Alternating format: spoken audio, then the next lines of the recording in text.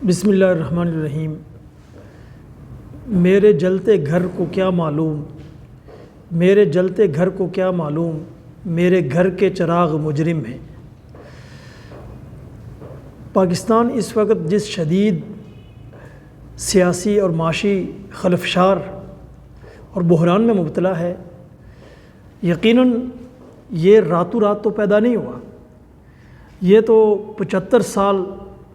کی گزشتہ تاریخ اس کا ایک منطقی نتیجہ ہے، اور بالخصوص 2010-11 کے بعد یہاں پر سسٹم کے اندر موجود اہل حل و عقد انہوں نے یہ فیصلہ کیا کہ پاکستان کو ایک ہائی برڈ نظام کے ذریعے سے چلایا جائے گا، اور پھر اس کا تجربہ کیا گیا۔ جب وہ تجربہ بری طرح ناکام ہوا تو اس کی ناکامی کے کنسیکوینسز آج ہمیں بھگتنا پڑ رہے ہیں، اور بدقسمتی یہ ہے کہ یہ جو تجربہ ناکام ہوا تو چاہیے تو یہ تھا کہ جن قوتوں نے، اسٹیبلشمنٹ کے جن عناصر نے اس ہائی برڈ نظام کو پاکستان کے عوام پر مسلط کیا تھا ان کو کٹہرے میں لایا جاتا، اور پھر اس کے بعد یہاں پر ٹھیٹ سیاسی عمل کو آگے بڑھایا جاتا۔ لیکن بدقسمتی سے ہوا یہ کہ اقتدار کی بھوکی ہماری سیاسی قوتوں نے، نام نہاد یہ ہے کہ جمہوریت کے علمبردار قوتوں نے جب دیکھا کہ اقتدار ہمیں مل رہا ہے تو انہوں نے آؤ دیکھا نہ تاؤ اقتدار کی خاطر پہلے تو عدم اعتماد لے کر آئے، اور وہ بھی ان عناصر کے کہنے پر، اسٹیبلشمنٹ کے ان ایلیمنٹس کے کہنے پر جنہوں نے اس ہائی برڈ نظام کو مسلط کیا تھا، اور پھر اس کے بعد بجائے اس کے کہ فوری طور پر الیکشن کراتے انہوں نے اقتدار اس کو یہ ہے کہ اپنے پاس رکھنا ضروری سمجھا، جس کا خمیازہ ہر گزرتے دن کے ساتھ سنگین سیاسی اور معاشی بحران کی صورت میں ہمیں بھگتنا پڑ رہا ہے۔ اور اس کا جو کلائمیکس ہمیں نظر آیا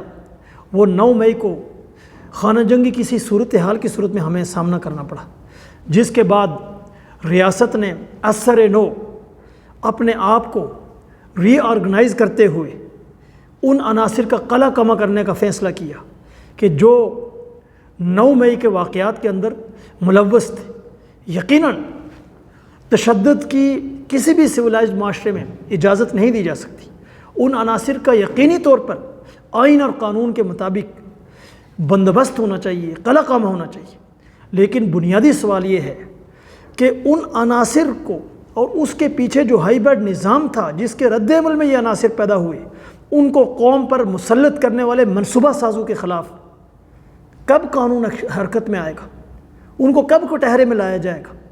اور جب تک ان کو کٹہرے میں نہیں لایا جاتا، جب تک ان کے خلاف قانون حرکت میں نہیں آتا، تو اس وقت تک یہ صرف اور صرف اپنی جو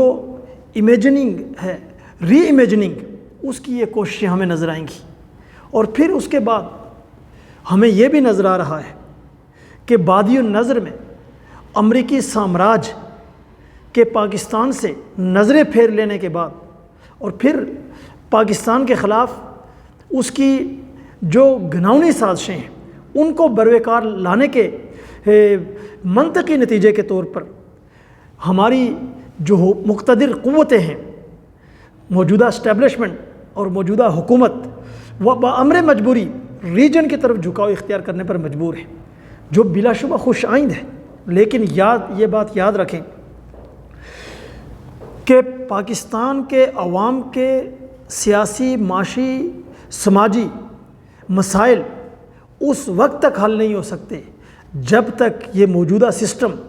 جس کے اندر یہ سخت ہی نہیں ہے کہ عوام کے مسائل کو حل کر سکے، اس کو ریپلیسڈ کر کے ایک نیا سماجی ڈھانچہ یہاں قائم نہیں کیا جا سکتا۔ اس وقت تک ریجن کی طرف جھکاؤ ہو یا پھر جمہوری پروسیس ہو، یہ وقتی طور پر وطن عزیز پاکستان اس کو امریکی سامراجی ڈیزائن کے مطابق تحلیل ہونے سے تو روک سکتا ہے، لیکن عوام کے بنیادی مسائل، روٹی، کپڑا، مکان، تعلیم، صحت اور روزگار،